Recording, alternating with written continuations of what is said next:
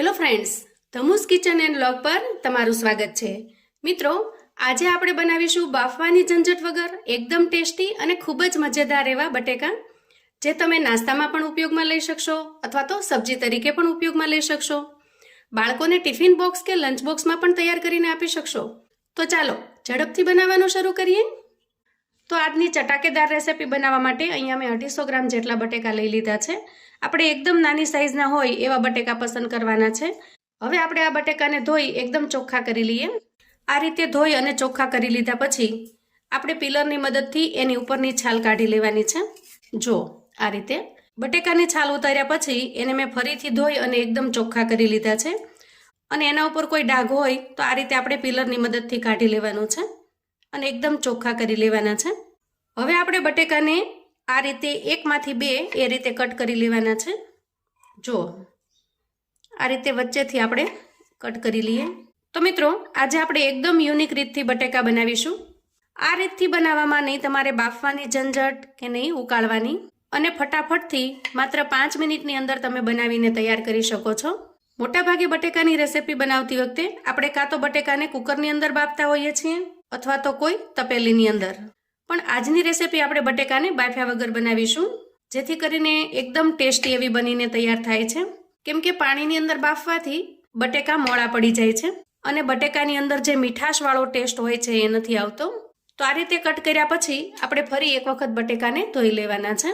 તો જ્યારે પણ બટેકાની રેસીપી બનાવીએ તો ખાસ કરીને 2 થી 3 વખત આપણે ધોવા જરૂરી છે। એનાથી શું થશે કે એના અંદરનો જે સ્ટાર્ચ છે એ ઓછો થઈ જશે અને જે કાંઈ રેસીપી બનાવીશું એ એકદમ ક્રિસ્પી અને ટેસ્ટી એવી બનશે। તો કોઈ કોટનના કપડાથી આપણે ઉપરનું પાણી છે એને લૂછી લેવાનું છે। ઝડપથી અને ફટાફટથી આપણે બનાવવા હોય તો આ રીતે કોટનનું કપડું લઈ લેવાનું અને આ રીતે કપડાની મદદથી આપણે એને લૂછી લેવાના છે, જેનાથી એના ઉપરનું પાણી સારી રીતે લૂછાઈ જશે। જુઓ, આ પ્રોસેસ કરતાં માત્ર અડધી મિનિટ લાગે છે। એકદમ ફટાફટથી ઉપરનું બધું જ પાણી છે એ લૂછાઈ જાય છે। તો અહીંયા મેં ગેસ ઓન કરી અને કડાઈ મૂકી દીધી છે। તો કડાઈ આપણે કોઈ જાડા તળિયાની કડાઈ લઈશું અથવા તો નોનસ્ટિક પેન લઈશું। તો અહીંયા મેં જાડા તળિયાની કડાઈ લીધી છે અને એના અંદર 1 ચમચા જેટલું તેલ એડ કર્યું છે। તેલ થોડું ગરમ થાય એટલે આપણે એમાં તૈયાર કરેલા બટેકા એડ કરીશું। આ રીતે રેસીપી જો તૈયાર થશે તો પાણીની અંદર બાફેલા બટેકા કરતાં એકદમ ટેસ્ટી અને સ્વાદિષ્ટ બને છે। તો અહીંયા આપણે જે તેલ લીધું છે એના અંદર બટેકાને એકદમ સરસ શેલો ફ્રાય કરી લેવાના છે। ગોલ્ડન બ્રાઉન કલરના થાય ત્યાં સુધી આપણે બટેકાને શેકી લેશું। તો આ બટેકાને આપણે 4 થી 5 મિનિટ માટે સારી રીતે શેલો ફ્રાય કરી લેવાના છે। તો આ રીતે ઢાંકણ ઢાંકી 4 થી 5 મિનિટ થવા દઈએ અને વચ્ચે 2 થી 3 વખત આપણે એને ચલાવી લેવાનું છે, જેથી તળિયે ચોંટી ન જાય। તો જ્યાં સુધીમાં બટેકા થાય છે ત્યાં સુધીમાં આપણે આગળની તૈયારી કરી લઈએ। તો અહીંયા મેં મીડિયમ સાઇઝ કરતાં થોડી મોટી એવી એક ડુંગળી લીધી છે અને આ ડુંગળીને આપણે સમારી લઈએ અને વચ્ચે વચ્ચે આપણે ગેસ ઉપર મૂકેલા બટેકાને પણ જોતા રહેશું, જેથી કરીને તળિયે ચોંટી ન જાય। હવે સમારેલી ડુંગળીને આપણે સાઈડ પર મૂકીશું। આ રીતે એક મોટી સાઈઝનું ટમેટું લઈ લઉં છું।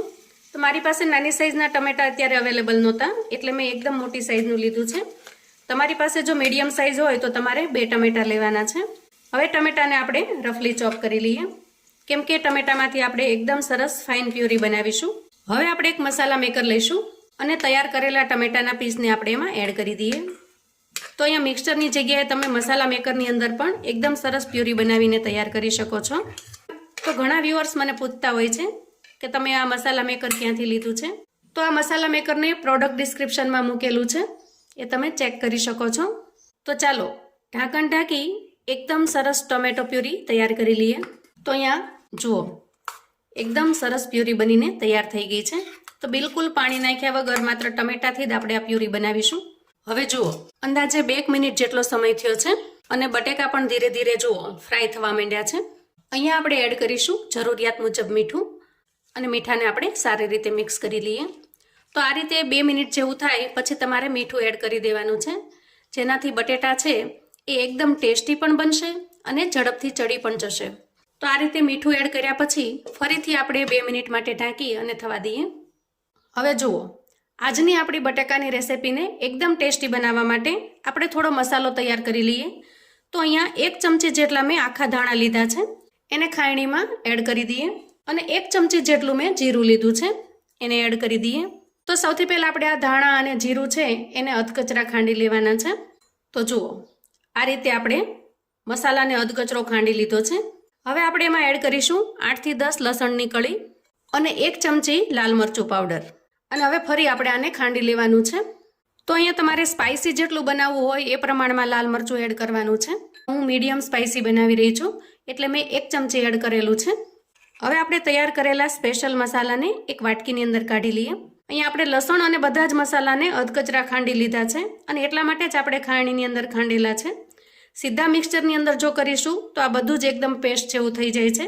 જ્યારે આજની રેસીપીમાં આપણે આવા એકદમ સરસ અધકચરા ખાંડેલા હોય એવા મસાલાની જરૂર છે.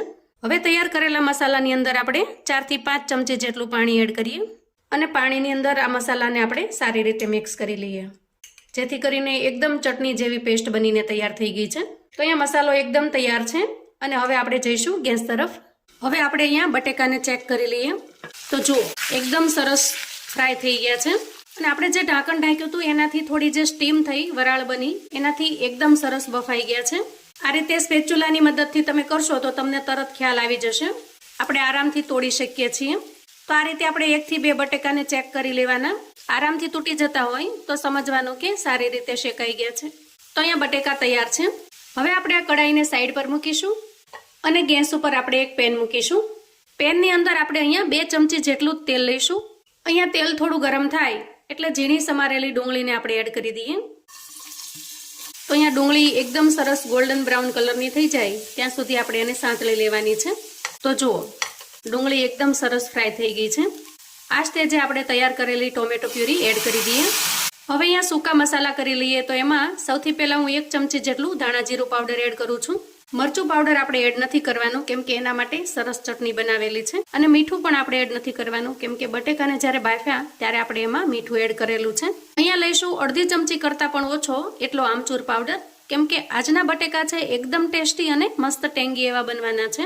એકદમ સરસ ખાટા મીઠા કે જોઈને જ મોઢામાં પાણી આવી જાય. રેગ્યુલર તમે જે બટેકા બનાવતા હશો એનાથી એકદમ અલગ અને યુનિક રીત છે. અને એક વખત મિત્રો જો તમે આ રીતે બટેકા બનાવીને તૈયાર કરી લેશો તો પછી તમે ક્યારેય બીજી કોઈ રીતથી નહીં બનાવો.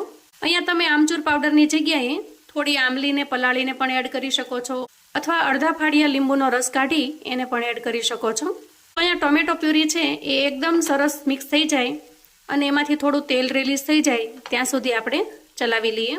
અહીંયા તમારે ખૂબ જ સરસ કલર લાવવો હોય તો તમે અડધી ચમચી જેટલું કાશ્મીરી લાલ મરચું એડ કરી શકો છો. તો આપણે અહીંયા એડ કરીશું કાશ્મીરી લાલ મરચું જે મેં અડધી ચમચી જેટલું લીધું છે. એને પણ મસાલામાં મિક્સ કરી દઈએ જેથી મસાલાની અંદર સારી રીતે ચડી જશે. હવે જુઓ ટોમેટો પ્યુરી સારી રીતે શેકાઈ ગઈ છે. આ સ્ટેજે આપણે તૈયાર કરેલો મસાલો એડ કરીશું અને બધી જ વસ્તુને આપણે સારી રીતે મિક્સ કરી લઈએ. તો અહીંયા માત્ર થોડી વાર માટે જ હવે આપણે ચલાવી લેવાનું છે. લસણનું જે કાચાપણું છે એ દૂર થઈ જાય ત્યાં સુધી જ.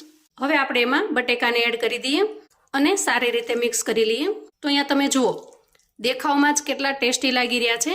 જોઈને મોઢામાં પાણી આવી જાય એટલા સરસ મસ્ત બન્યા છે. એકદમ ટેસ્ટી અને ખૂબ જ મજેદાર. અહીંયા થોડી કોથમીર એડ કરી દઈએ. તો મિત્રો ઉનાળાની સાંજમાં જમવાનું ન ભાવે અને કશું ચટપટું ખાવાનું મન થાય તો તમે આ બટેકા બનાવીને તૈયાર કરી શકો છો. એકદમ ટેસ્ટી લાગે છે. પૂરી પરાઠા રોટલી કે ભાખરીની સાથે પણ મજા આવશે અને પ્લેન જો એમનેમ ખાવા હોય તો પણ મજા પડી જાય એવા સરસ બનીને તૈયાર થાય છે. હવે આપણે તૈયાર થયેલા બટેકાને સર્વ કરી લઈએ. તો જુઓ એકદમ ગરમા ગરમ ટેસ્ટી એવા બટેકા બનીને તૈયાર થઈ ગયા છે. આ બટેકાને તમે ટિફિન બોક્સ કે લંચ બોક્સની અંદર પણ આપી શકો છો અને સબ્જી તરીકે અથવા તો નાસ્તા તરીકે પણ ઉપયોગમાં લઈ શકો છો. ખાસ કરીને જ્યારે ભૂંગળા બટેકા બનાવો ત્યારે પણ તમે આ બટેકા બનાવીને તૈયાર કરી શકો છો. એકદમ ટેસ્ટી અને ખૂબ જ ચટપટા બને છે. તો જ્યારે પણ મન થાય મિત્રો બાફવાની ઝંઝટ વગર ફટાફટથી તમે બનાવીને તૈયાર કરી શકો છો અને એન્જોય કરી શકો છો. વળી બાફેલા બટેટા કરતાં આ બટેટા તમને ટેસ્ટમાં ખૂબ જ સરસ લાગશે. તો આવું અવનવું જાણવા માટે અને મને સપોર્ટ કરવા માટે ચેનલ પર જો તમે નવા છો તો ચેનલને સબસ્ક્રાઇબ કરો. વિડીયો ગમે તો લાઈક અને શેર કરો. તમારા સગા સંબંધી મિત્રોને પણ આપણા આજના બાફવાની ઝંઝટ વગરના બટેટાની રેસિપી ચોક્કસથી મોકલી આપજો, જેથી એ લોકો પણ બનાવીને તૈયાર કરી શકે, એન્જોય કરી શકે અને એના પરિવારને પીરસી શકે. અને હા મિત્રો, અત્યારે ખૂબ સરસ કેરીની સિઝન છે તો તમે ખમણીને આના ઉપર કેરી પણ એડ કરી શકો છો. એકદમ ટેસ્ટી અને ખૂબ જ મજેદાર લાગશે. તો ફરી મળીએ નવી રેસિપી સાથે. ત્યાં સુધી આવજો મિત્રો.